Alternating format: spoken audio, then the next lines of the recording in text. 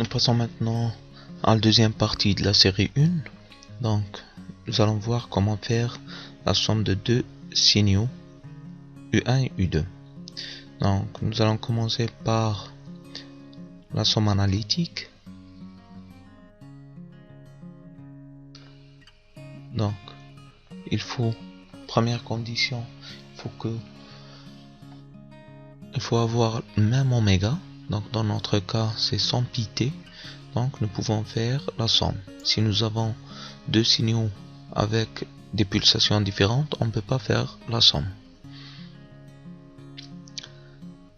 Donc, la première chose, c'est de développer. Donc, on voit bien que nous avons un facteur commun, donc la même amplitude, 5. Pour rappel, sinus A plus B est égal à sinus A cosinus B plus cosinus A sinus B.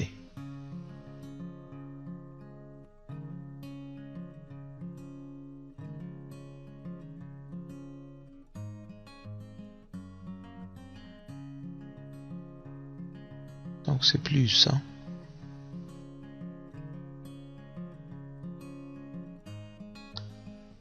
Très bien.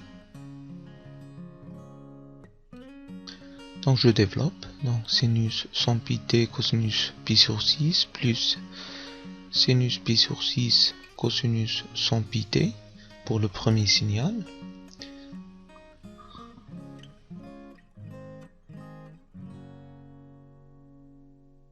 Et pour le deuxième, donc plus sinus 100 pt cosinus pi sur 3 plus cosinus 100 pt sinus pi sur 3. Et là je vois bien que nous avons sinus 100 pt en facteur et cosinus 100 pt qui peut sortir en facteur. Donc 5 fois sinus 100 pt facteur 2 cosinus pi sur 6 plus cosinus pi sur 3. De même pour cosinus 100 pt qui est facteur 2 sinus pi sur 6 et sinus pi sur 3.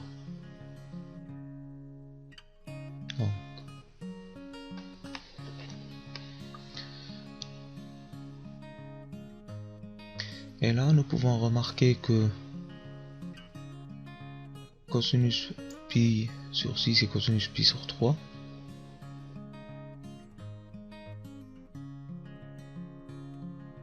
donc je vais remplacer par leur valeur. Donc c'est 1/2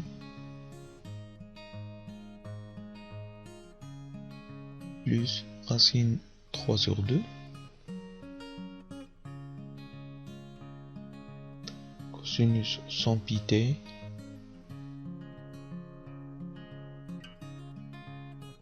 fois racine 3 sur 2 plus 1/2.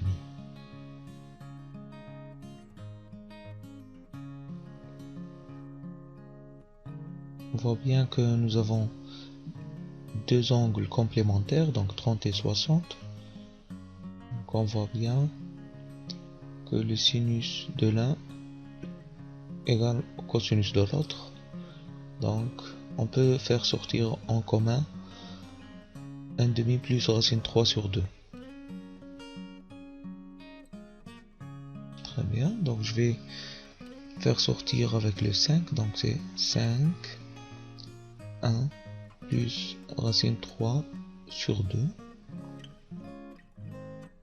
sinus 100 pt plus cosinus 100 pt. Donc le sinus et le cosinus sont multipliés par le même facteur. Donc ici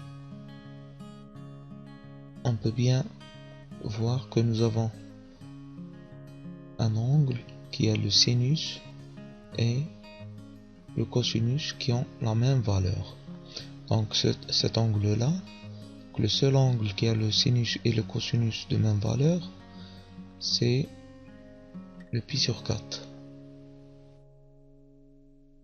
Moi, ce que je veux faire, c'est sinus sans pi t cosinus alpha plus cosinus sans pi t sinus alpha.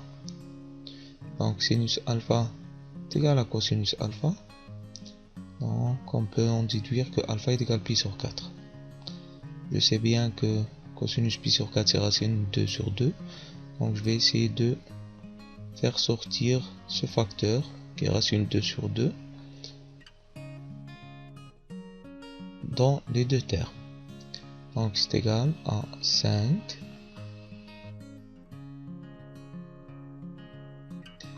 fois 1 plus racine 3 sur 2 fois sinus sans pi t fois racine 2 sur 2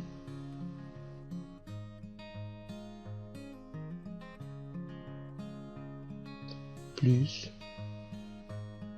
cosinus sans pi t fois racine de 2 sur 2. Et je remultiplie par 2 sur racine de 2 pour simplifier le facteur que j'ai ajouté qui est racine 2 sur 2. Très bien. Ici il me reste 5 fois 1 plus racine de 3 sur racine de 2 facteur de sinus sans pi t plus pi sur 4.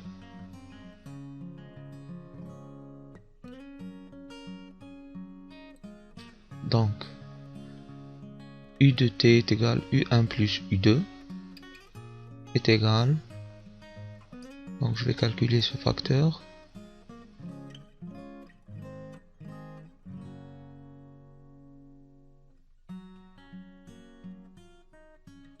donc c'est égal 9,66 sinus sans pi t plus pi sur 4. C'est le résultat. Je vais faire la même chose, mais en utilisant cette fois-ci la construction de Fresnel.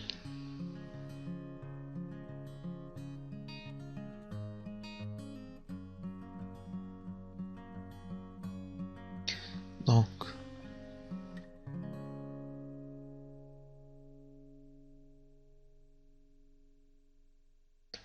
pour la construction de Fresnel, je vais remplacer les deux signaux par deux vecteurs. Le module est égal à l'amplitude et l'angle est égal à la phase initiale. Donc, je vais écrire U1 de t est égal 5 sinus sans pi t plus pi sur 6, peut être représenté par un angle de module 5 et de phase pi sur 6. Donc je vais le dessiner.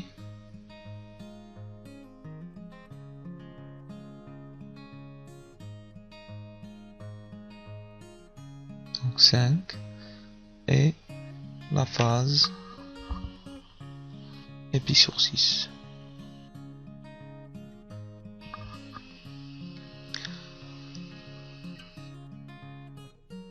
Θ égale pi sur 6 donc. Très bien, donc je vais passer au deuxième signal. Donc U2 de t est égal 5 sinus sans pi t plus pi sur 3.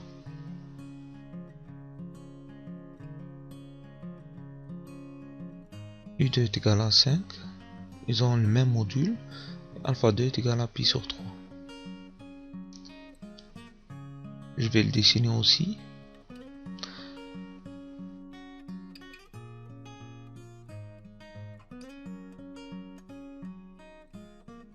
U2. Donc, la somme entre les deux, c'est le résultant. J'utilise la relation de Schall. Donc, je vais représenter le U2 à la fin de U1 et dessiner le vecteur résultant U.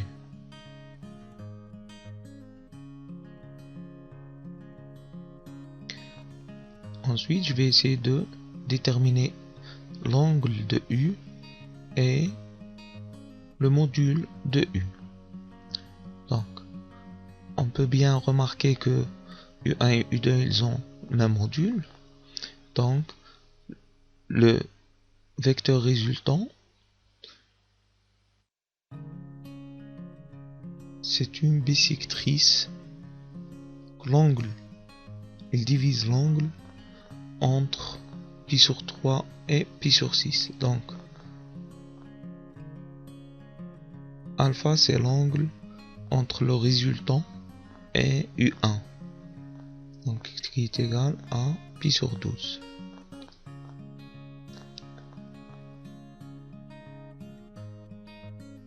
Avec cet angle-là, donc je peux calculer la projection de U1 sur U. Donc, on voit bien que U, c'est U1 fois cosinus alpha plus U2 fois cosinus alpha toujours, qui est égal à 5 fois 2 fois cosinus pi sur 12. Égal, donc je vais calculer ça.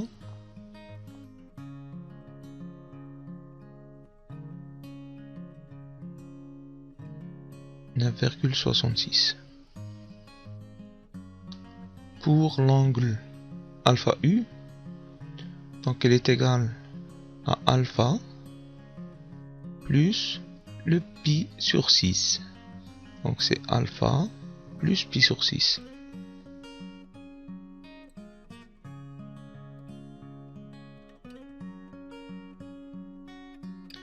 Donc est égal à pi sur 12 plus pi sur 6,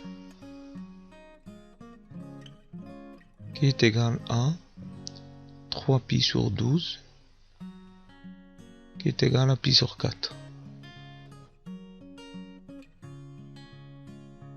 Donc le signal résultant U, qui est égal à U1 plus U2, pouvons l'écrire comme 9,66 sinus 100 pi t